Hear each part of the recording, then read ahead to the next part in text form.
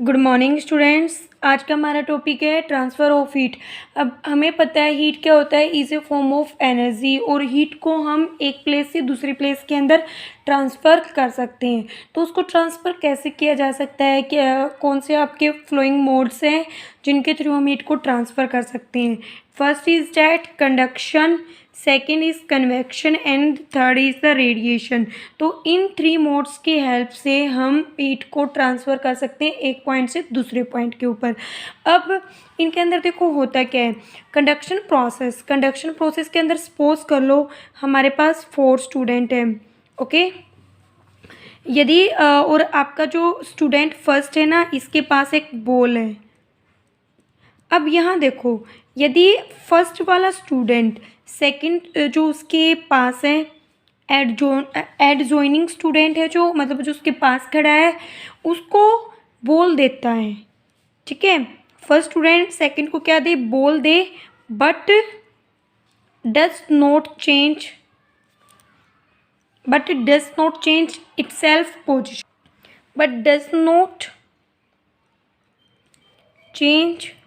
Itself position, ठीक है।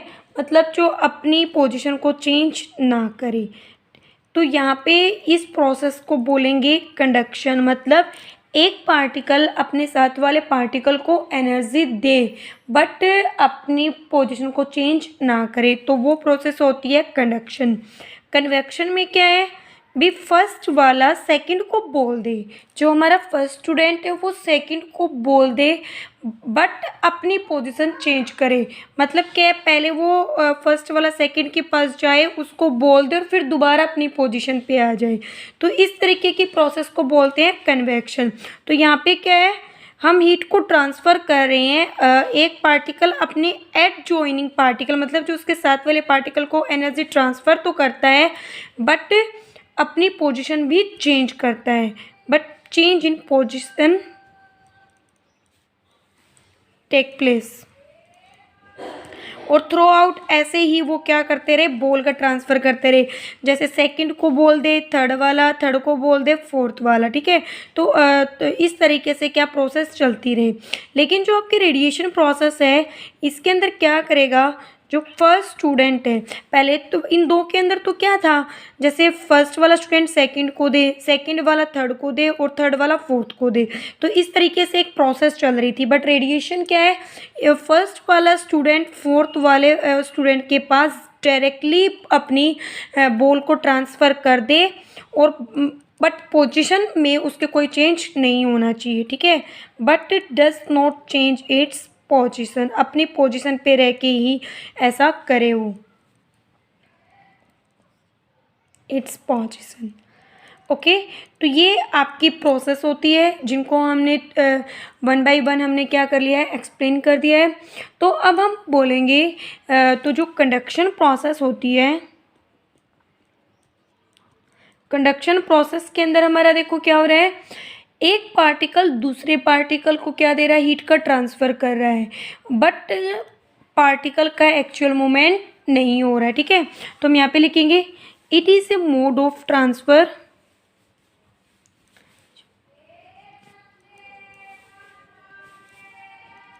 in which heat is transferred from one particle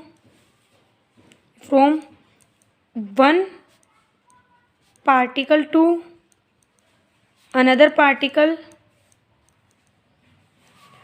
but the particles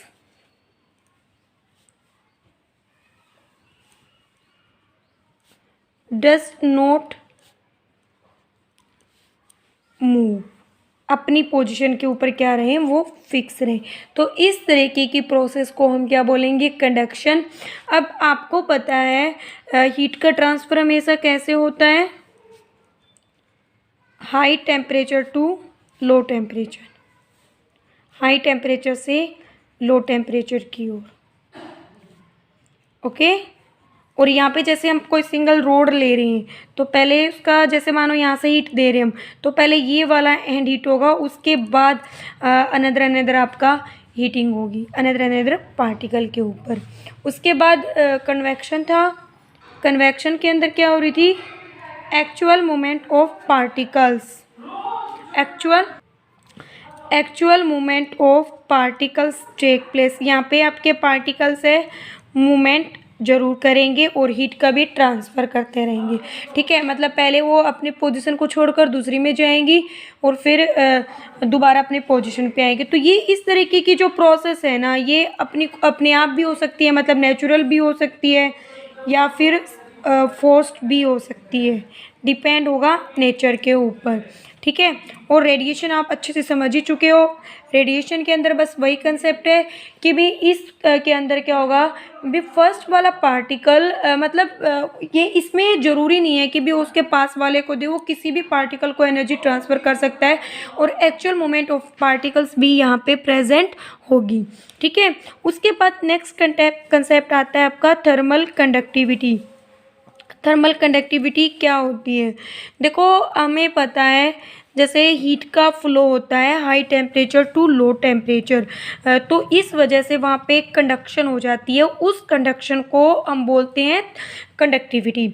अब thermal conductivity क्या है? वो डिपेंड करेगी आप कौन सा सॉलिड ले रहे हो, मतलब ऐसा सॉलिड भाई वो अपने आप में से कितने हीट को कंडक्ट करवा सकता है। तो देखो, जैसे ये हमने सॉलिड ले लिया, तो अब यदि यहाँ से हम हीट दे रहे हैं तो अब इसकी सॉलिड की एबिलिटी है भी वो हीट को यहाँ से और कितने पार्ट तक वो आगे तक उसका ट्रांसफ़र करवा सकता है अपने अंदर।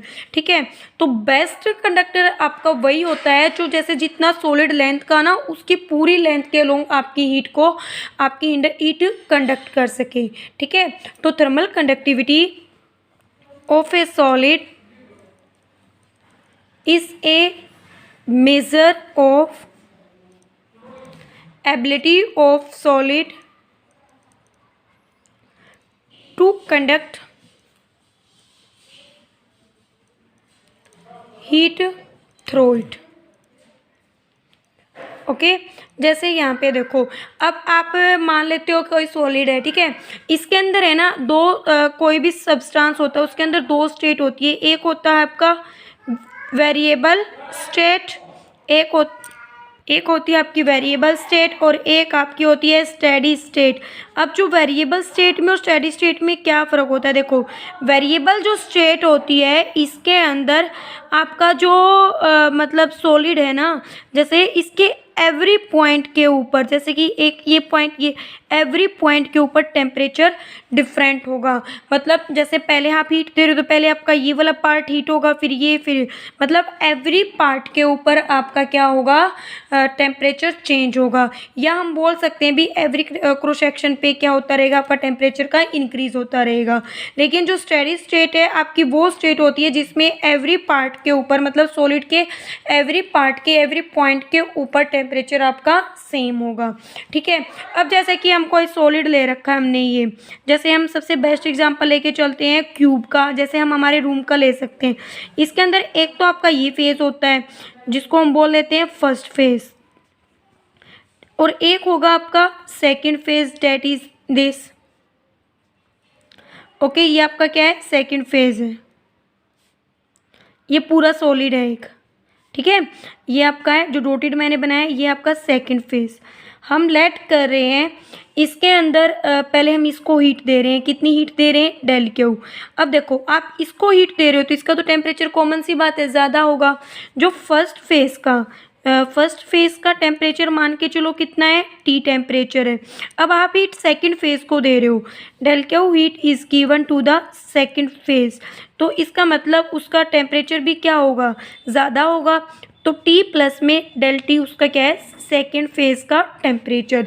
तो यहाँ से हम बोल सकते हैं डेल टी आपका क्या है, टेम्परेचर डिफरेंस, क्योंकि तभी तो आपका हीट फ्लो होगा between first phase and second phase. अब यहाँ देखो आपका टेम्परेचर का डिफरेंस है तो कॉमन सी बात हीट का फ्लो होगा और उसके फ्लो से फिर कंडक्टिविटी भी होगी। तो अब यहाँ देखो आपकी हीट कैसे आएगी, सेकंड फेज से हाई टू लो टेम्परेचर आती है, तो हीट का फ्लो कैसे होगा, heat flow from second phase two first phase, okay, तो हमें हीट का फ्लो का पता चल गया। और हीट कौन सी आपकी डेल के फ्लो हो रही है। ए आपका मान लेते हैं area of cross section of hot face, मतलब जिसमें हमने हीट दी है। अब इनके बीच की थिकनेस के ऊपर भी आपका क्या है, डिपेंड होगा। लेट कर लेते हैं इन दोनों के जो बीच की थिकनेस है वो क्या है, डेल एक्स, मतलब दोनों फेजेस के बीच की क्या है, डिस्टेंस। डेल एक्स क्या है आपकी distance between two phases, between two phases. ठीक है, अब हमें पता है जो rate of conduction of heat, rate of conduction of heat मतलब क्या होगा आपका, del Q by del T, where del T is the time. हम लेट करके चल रहे हैं, डेल टी टाइम के अंदर हम कितने हीट को फ्लो करवा रहे हैं वहाँ पे, डेल क्यू। ठीक है, अब देखो यहाँ से जो आपका कंसेप्ट जो अब बनता है, रेट ऑफ कंडक्शन आप किस किस के डायरेक्टली प्रोपोर्शनल होता है। देखो फर्स्ट आपका जो rate of conduction of heat है वो डायरेक्टली प्रोपोर्शनल होगा आपका हॉट जिस फेज पे आप हीट दे रहे हो उसका एरिया क्या है। क्योंकि देखो जितना ज़्यादा एरिया होगा उसमें उतने ही ज़्यादा हीट का कंडक्शन होगा, मतलब उसमें उतनी ही ज़्यादा आपकी हीट एंटर कर सकती है। तो इस वजह से जो rate of heat of conduction of heat है वो किसके डायरेक्टली प्रोपोर्शनल होगा, area of the hot space. It is first equation. उसके बाद del Q by del T आपके किसके डायरेक्टली प्रोपोर्शनल हो सकता है, चेंज इन टेम्परेचर कितना है दोनों फेजेस के बीच, क्योंकि जितना ज़्यादा वहाँ पे टेम्परेचर डिफरेंस होगा उतना ही ज़्यादा आपका ट्रांसफ़र होगा। क्योंकि आपको पता है हीट का ट्रांसफ़र तभी प्रेजेंट होता है जब आपका टेम्परेचर डिफरेंस होगा, तो जितने ज़्यादा टेम्परेचर का डिफरेंस होगा उतना ही आपका हीट का ट्रांसफ़र होगा। This is your second law. Third है जो rate of conduction of heat is inversely proportional to the thickness, मतलब डिस्टेंस बिटवीन टू फेज।